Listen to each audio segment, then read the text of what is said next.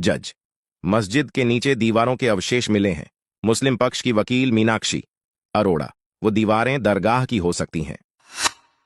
जज, लेकिन आपका मत तो यह है कि मस्जिद खाली जगह पर बनाई गई थी, किसी ढांचे को तोड़कर नहीं। वकील सन्नाटा।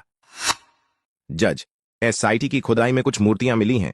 वकील, वो बच्चों के खिलौने भी हो सकते हैं। जज, उनमें वराह सुअर की मूर्ति भी मिली है जो हिंदू मान्यता के अनुसार भगवान विष्णु के अवतार थे। क्या मुसलमानों में सुअर की मूर्ति के साथ खेलने का प्रचलन था? वकील घना सन्नाटा। वेदों में श्रीराम तो हैं ही, अयोध्या में श्रीराम जन्मभूमि का भी सटीक उल्लेख है। वह दृश्य था उच्चतम न्यायालय का। श्रीराम जन्मभूमि के पक्ष में वादी के रूप में उपस्थित थे धर्म चक्रवर्ती, तुलसी पीठ के संस्थापक पद्म विभूषण जगतगुरु रामभद्राचार्य जी, जो विवादित स्थल पर श्रीराम जन्मभूमि होने के पक्ष में शास्त्रों से प्रमाण पर प्रमाण दिए जा रहे थे। न्यायाधीश की कुर्सी पर बैठा व्यक्ति मुसलमान था। उसने छूटते ही चुभता सा सवाल किया, आप लोग हर बात में वेदों से प्रमाण मांगते हैं, तो क्या वेदों से ही प्रमाण दे सकते हैं कि श्री राम का जन्म अयोध्या में उस स्थल पर ही हुआ था?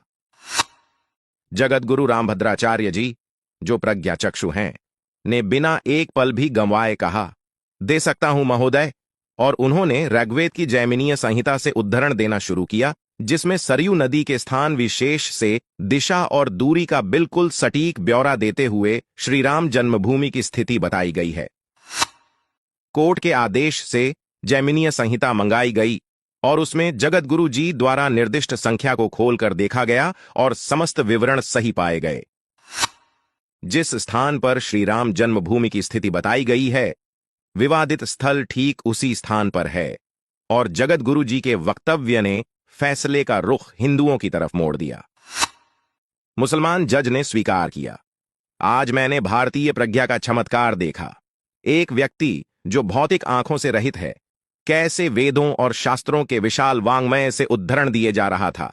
यह ईश्वरीय शक्ति नहीं तो और क्या है। अब को यह मत कहना कि वेद तो श्रीराम के जन्म से पहले अस्तित्व में थे। उनमें श्रीराम का उल्लेख कैसे हो सकता है?